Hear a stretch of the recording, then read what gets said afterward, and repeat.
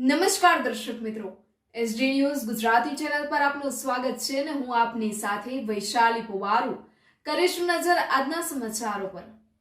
જૂનાગઢ ખાતે મધુરમ આસોપાલવ સોસાયટીમાં નવનિર્મિત મંગલેશ્વર મહાદેવની પ્રાણ પ્રતિષ્ઠાનો કાર્યક્રમ આજથી પ્રારંભ થયો હતો, જેમાં દેવી દેવતાનું પૂજન અર્ચના કરવામાં આવ્યું હતું, જેમાં વિવિધ દેવતાની શોભાયાત્રા મંદિરેથી નીકળી અને મધુરમ ગેટ થઈ ફરી અને મંદિરે પૂર્ણ થઈ હતી, જેમાં વાજતે ગાજતે ધાર્મિક ગીતોને સંગે શોભાયાત્રા નીકળી હતી, જેમાં બહેનો દ્વારા શુદ્ધ જળ શ્રીફળથી સુકન કરી અને ધાર્મિક પરંપરા કરવામાં આવેલ, જેમાં બહોળી સંખ્યામાં ભાવિકો જોડાયા હતા।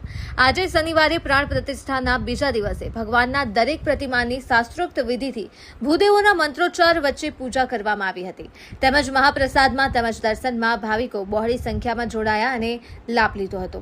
તેમજ ગત રાત્રે ડાયરાના કાર્યક્રમમાં રાજુભાઈ ભટ્ટ, નીરુબેન દવે તેમજ અવધ ભટ્ટ દ્વારા શ્રોતાઓને રસગોળ કરાવવામાં આવેલ હતા, જેમાં જાણીતા હાસ્ય કલાકાર જીતુભાઈ દ્વારકાવાળાએ પણ હાસ્યની છોડો ઉડાડી હતી। આવતીકાલે મહાદેવ પ્રસાદ સહિત સંતોની ઉપસ્થિતિ રહેશે। રિપોર્ટર પરેશ શર્મા સાથે વિજય ચુડાસમા, જૂનાગઢ, એસડી ન્યૂઝ ગુજરાતી। આસોપાલવ ગ્રામ સોસાયટીમાં મંગલેશ્વર મહાદેવ નામનું એક ભવ્ય મંદિર બનાવવામાં આવેલું છે। સર્વે જ્ઞાતિએ ફાળો આપેલો છે। મંગલેશ્વર મહાદેવ મંદિરના પ્રાણ પ્રતિષ્ઠાનું આયોજન તારીખ 6, 7 અને 8 3 દિવસનું છે। આજે બીજો દિવસ છે। આવતીકાલે પૂર્ણાહુતિ છે। તમામ ભક્તજનો મહાપ્રસાદ લેવા તથા યજ્ઞનો લાભ લેવા જાહેર આમંત્રણ છે। સૌનો આભાર। બોલો મંગલેશ્વર મહાદેવ કી જય।